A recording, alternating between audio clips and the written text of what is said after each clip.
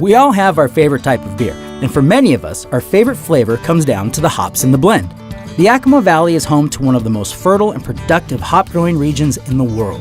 Jason Perrault is the CEO for Perrault Farms near Toppenish, and he says there's more to hops than bitterness. They're going to give a very distinct quality. Every variety is different. You know, the name Mosaic came from the fact that we had a hard time describing specifically what the aromas were, because we were getting aromas of mango, tangerine, but also bubblegum, blueberries, and so on. And so it's really complex. I've never seen a bubblegum ale, so I hope I don't see that one though. But you know, it takes something like Citra, which is another one of the varieties that came out of Hop Breeding Company that is, you know, the name says it all. It's much more, it's just a big citrus punch, you know.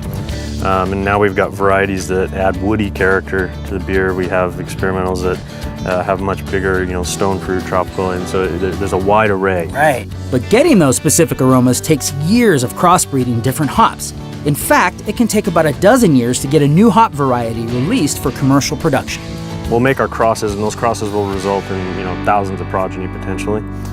And we go through then a vetting process that starts with very high numbers, and you know, as we go through the process, we whittle it down. Jason's team and their marketplace partners will test and compare the new varieties, searching for what will make the next best brew. As a breeder, what I'll do is I'll take and come and break those cones open. You can see inside there's that yellow. It's like a pollen almost? It almost looks like pollen, but that's what's called lupulin. Lupulin, okay. Lupulin, those are glands, the oils and resins that we're interested in for brewing.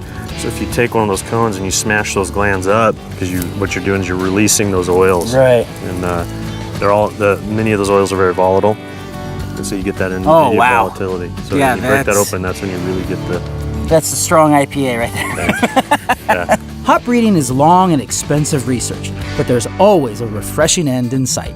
We realized a few years ago that when you're dealing with thousands of potential new varieties or these selections, we can't have all of them tested in a commercial brew house. So we actually started home brewing, just stovetop home brewing, you know, and realized the value in that we were able to get an idea of the impact of those hops early on.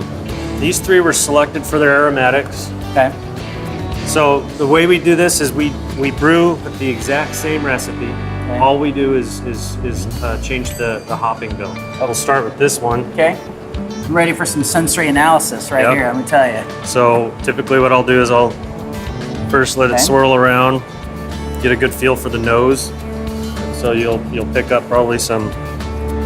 There's a little bit of a fruitiness to this. A lot of citrus, kind of almost a little lemon lime with and then some stone fruit as well. Yeah. Maybe and just a hint of woody character, almost like what you'd get from oak aging. Right. And that's all from the hop. Well, this is great, Jason. I mean, thank you so much for showing us around, and keep doing what you're doing because people like myself are loving it. All right. Thank you very much, man.